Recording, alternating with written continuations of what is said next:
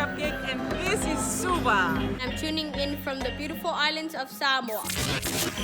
Hula, I'm Tropic Thunder, and you're watching Fresh, hosted by everybody. Solo for our freshies, good morning and welcome to Fresh, hosted by everybody.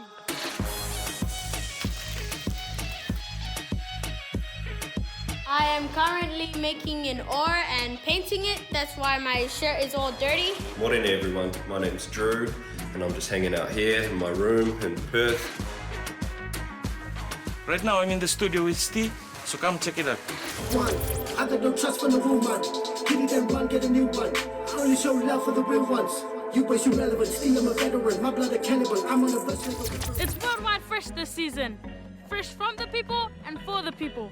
Fresh from the cuzzies, for the cuzzies. You're watching Fresh TV, fresh out of the 679. Say hi. Hi. But I hope you all have an awesome morning and enjoy the show. Ciao. Here's what's coming up on your show today. And here's what's coming up next. Let's go! Laulumanai, it translates to my future and who I am. Our show is about what the Pasifika arts look like in the past and what it will look like in the future. Hello for freshies, I'm Nainz, and did you know, I've been on a health journey. The shift happened for me last year in May when I turned 40. Kind of hit me if I carried on living like this and eating like this and smoking like this for the next 10 years, I was going to be faced with a lot of health issues through my 50s. Kia ora and welcome to our new panel show, where if you've got something to say, you better say it with your chest.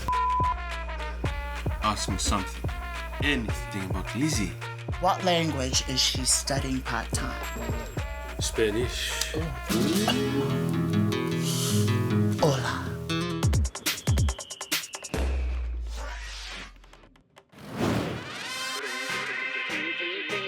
Talofa, my name is Benet-Masoe. I am 14 years old and I am representing Auckland girls in Condor 7.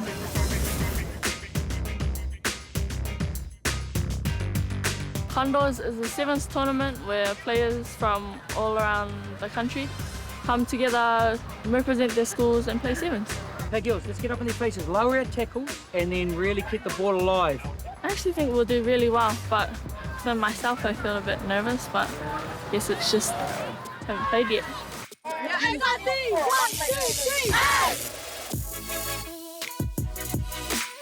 I think Condors is such a big tournament because there's not only like coaches and managers and people and scouts looking out for you, like it's a national platform or televised and live stream.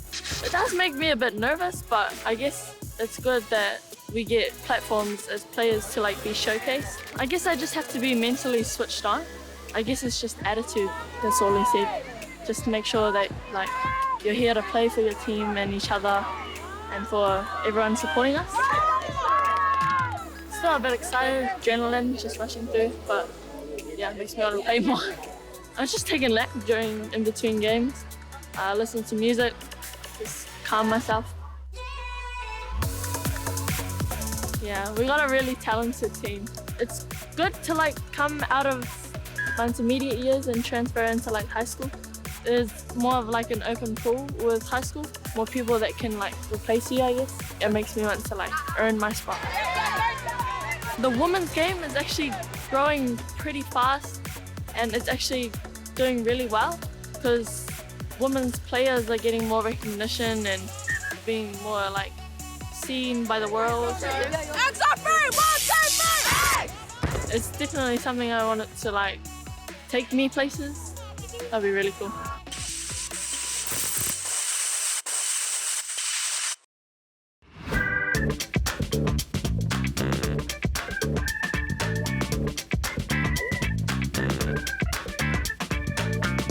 Malo Elele, Talofa, welcome to our show. Laulumanai.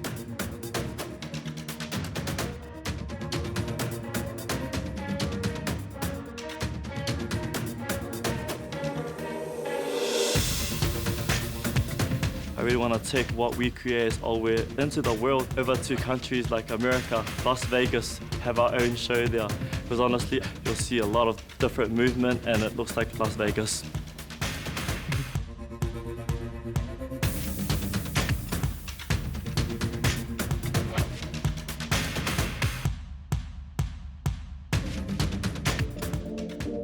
Aue is the umbrella, and underneath Aue we have every kind of art form. Choreography, dancing, singing, costuming is our classes for the community.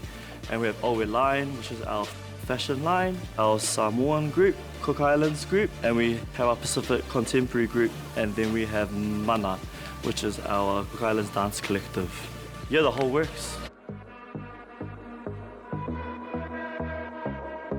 When you're dancing, you're seeing how your body can move, and you're just shocked that, wow, my body actually did that. And it was challenging at first, but now I think I'm an expert, like I'm the mantis at dancing.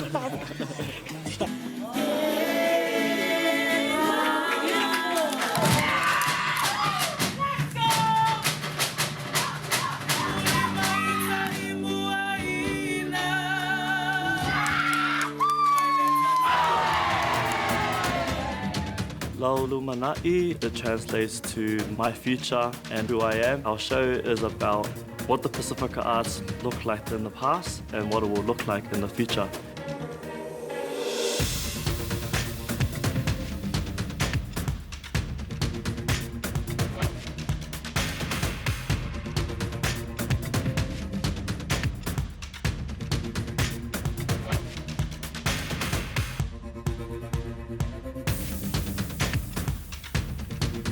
I'm Cook Island, and I'm currently in a process where I'm trying to reclaim a lot of my Cook Island side because I grew up predominantly Samoan. And so when I came into the Cook Island class, I came in, not knowing how to shake my legs. And then on the other side of that, you had people who had just come out of Te Maivanui, for example.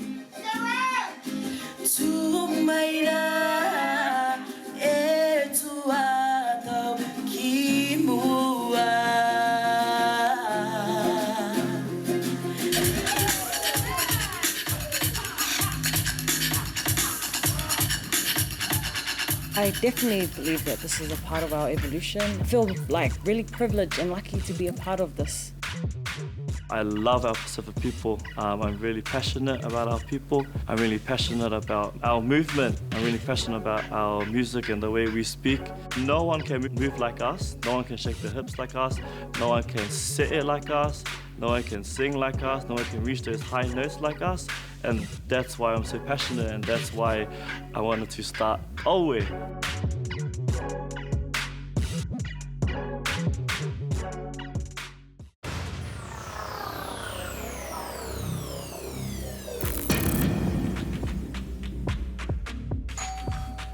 Damn, she's here. Ignition.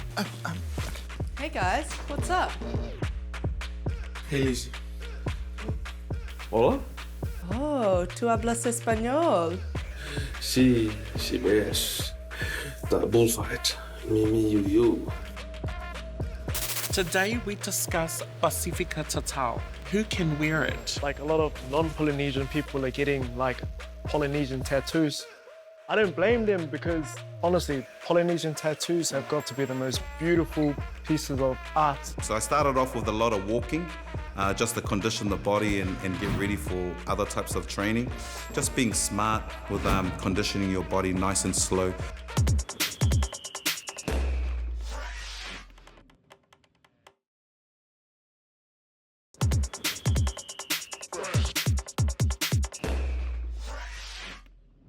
What's up, I'm Hawaii. I'm Kaya. What's up, I'm Boy? And you're watching Fresh. This is George Big Coastal, also known as F1J1 PG, and you're watching Fresh TV. Keep it fresh. Boom, bang, hurrah. Talo for Freshies, I'm Nainz, and did you know, I've been on a health journey. The heaviest I've been is 146 kgs. It's on the album cover of our first Adeaze album. The lifestyle I was living was pretty much eating everything and anything. So I pretty much drank it all, ate it all. I was a heavy smoker as well for 25 years. The shift happened for me last year in May when I turned 40. Kind of hit me if I carried on living like this and eating like this and smoking like this for the next 10 years, I was going to be faced with a lot of health issues through my 50s. And so it was like questioning whether I was going to make it past 60. So I started off with a lot of walking, just to condition the body and get ready for other types of training. You don't have to just full bull get in there and go 100 because you might injure yourself and then might be turned away from training. But just being smart with conditioning your body nice and slow. I think food is a great place to start the health journey. Once when I did a bit of research into food, actual food, and understanding what processed food is and how it's not really good for the body, I think that's what helped me make a lot of changes in like cooking foods a lot more at home. Now I'm strict on my family with not going to places like McDonald's, KFC. So it's been making those positive life changes within my family and getting the kids to understand like while you're young, it's good that you start training. Like I started a little bit late and now that I'm right into it, I did wish that I started much earlier. I want to know when I meet my grandchildren, I'm still going to be able to run around with them and do things with them. I don't want to be a burden to my own kids and my grandchildren because I made some bad choices and it was affecting my health and all of those things. So that was key for me.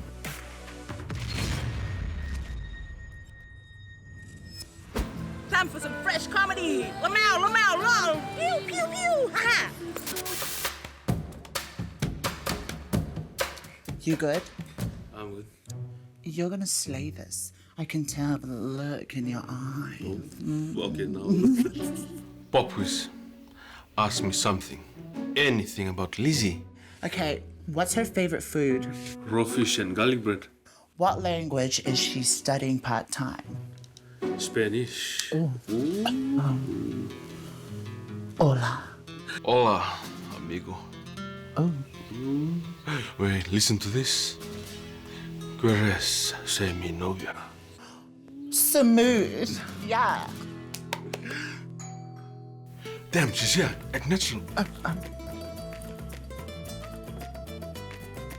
Hey guys, what's up? Nothing. Just chilling on the couch. Oh, like that? You look like you fell off a building and splattered in the corner. Hush, darling. Nobody puts baby in the corner. Hey, Liz. Hola? Oh, tú hablas español. Sí, ves. That bullfight. Me, you. Grass. Grass me. You want me to... Oh, I'll get it. Novia. The word is novia. Just say, ¿quieres mi girlfriend? Sorry about that. What were you saying? Who's that? Oh, this is Winston. Winston, this is my flatmates and good friends. It's Juju and Jordan. Kia ora. Kia ora. Talofa. What were you saying, Jordan? Winston, Jordan was just speaking Spanish to me. Winston speaks 5 languages. Well, can he speak Samoan? Wa mai oi. Fijian. Savada tiko. Tongan? Saipe malo. This guy is incredible. An island boy that speaks 5 languages. He probably has a job as well. I work for Greenpeace, outreach program that puts clean water into villages around the Pacific. You're amazing. Eres asombrosa. Jordan, are you okay, my friend? There's just so much dust in the room. Hey, what's in the bag? Oh, it's something that I... Before you open that, Lizzie, I brought you a little something. Oh, thanks. Raw fish and garlic bread, my favorite. How did you know? What can I say? Thank you.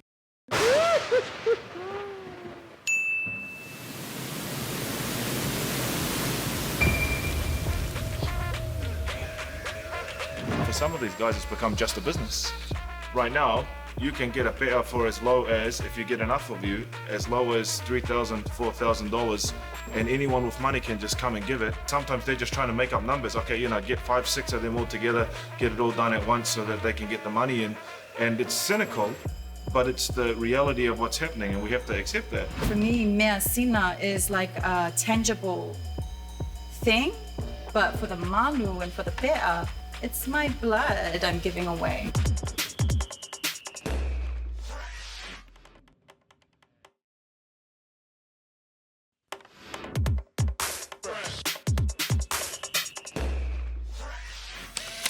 What up, Freshies? This is General Fire, and you're watching Fresh. Hi, my name's Uncle Tex, and you're watching Fresh.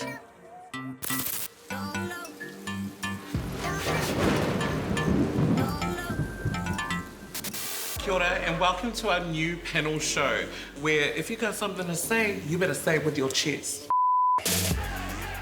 Non-Polynesians appropriating our Tatau. It is our versions of history books. The marks of our mana on our bodies tell our stories, but can these be issued and taken out of the library? Today we discuss Pasifika Tatau. Who can wear it? Like a lot of non-Polynesian people are getting like Polynesian tattoos. I don't blame them because honestly, Polynesian tattoos have got to be the most beautiful pieces of art. But it does have the whakapapa of it, and in my opinion, if they do understand that, for me, that's enough for them to get it. If we accept firstly that is a piece of cultural heritage, in Samoan we call it mea tina, then I'm going to speak specific for the pe'a and the malu, then you have to accept if it's a cultural heritage, it must be connected to a culture. If it's connected to a culture, there must be protocol, or in Māori they call tikanga, around that culture. Traditionally it was, if you got the pe'a, that means you had a special responsibility to kaukua ainga. You had to do the service, you had to do the mahi, you had to do the work. If you want the prestige that comes with it, you have to accept the responsibility that's placed upon you. We have to actually sit down and say, what do we want for the future of this cultural artifact? Because once it's gone, it's gone. For me, mea sina is like a tangible thing, but for the manu and for the pe'a, it's my blood I'm giving away. It's not ink. For me, it's much more deeper than that, so I can't give it away that easily. Cultures aren't costumes.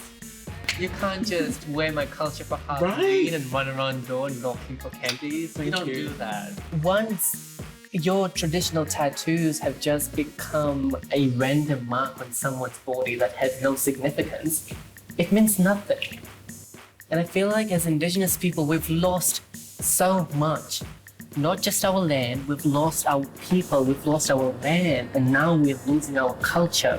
We must do everything to preserve it. But I think that a lot of the times there's conversations around whether someone who doesn't have pure blood ancestry can claim tattoos of that heritage. Comes from this place of fear. It's awesome that we have these conversations about keeping the mea sina pure, but that conversation about purity should never, ever, ever translate to blood quantum and how much I shouldn't have to prove how Samoan I am to you in order for me to be valued. Like, if the malu and the pe'a really is about service, and if it is about responsibility, then my works, my acts of service should be what you take into account when you decide to gift me the malu. How Indigenous you are is not based on your blood quantum. I will never introduce myself as half Indian and half Itoke. I am those things. I'm not a quarter or a half. That doesn't work with me because it's disrespectful to do that. We have very strong opinions to the bearers or the recipients of these, I suppose, national treasures. But it really is the practitioners, perhaps, that need to be held to account to whose they are dishing out the good to. A lot of the time, it's the people who wear it, they get the slack, but they weren't educated on the protocol, the responsibilities. And, you know, a lot of people might not like it, but for some of these guys, it's become just a business. Right now, you can get a pe'a for as low as, if you get enough of you, as low as $3,000, $4,000, and anyone with money can just come and give it. Sometimes they're just trying to make up numbers. Okay, you know, get 5, 6 of them all together, get it all done at once so that they can get the money in. And it's cynical, but it's the reality of what's happening, and we have to accept that. The other side of that is, like, I would be totally fine if the ufunga decided to charge $20,000 for a pe'a. I think we have to be careful around regulating. I mean, who can and can't get it when we put financial barriers in it, because then we kind of fall into the realm of elitism, and then only people with money can have the taonga. But I understand the intent, I get the intent, which is, te whunga need to be held accountable for their decision-making process around who they choose to ka. There is no accountability for them. What I was going to add is that at least for It's Okay, we know that we don't exist just in the physical world. We exist in the spiritual world and the physical world, and they're both interconnected. And we believe that there are people who are gifted to do those tattoos. Yeah.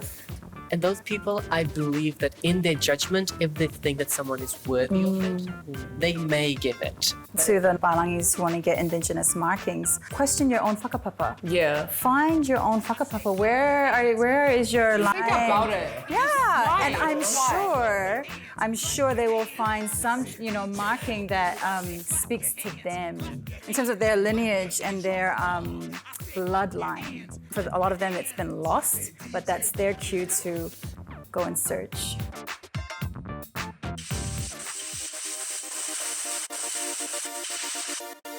And that's all we have time for today, Freshies. That's all the time we have for now. I hope you have an awesome day, sending good vibes from here in Scarborough Beach. Shout out to all my family all across the world, especially my family in Samoa. Huge shout out to my friends, family, Kana, Lockie, Flynn, and my sisters Grace and Tilda in Aotearoa. And to everyone back home, ka kite. Hope you have a good weekend. Peace out. Enjoy your weekend, fam. Bye.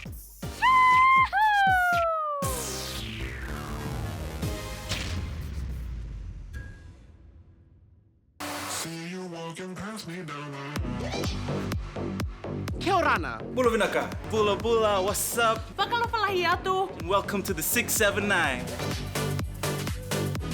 Hey, what kind of outfit is that? Here, Matt.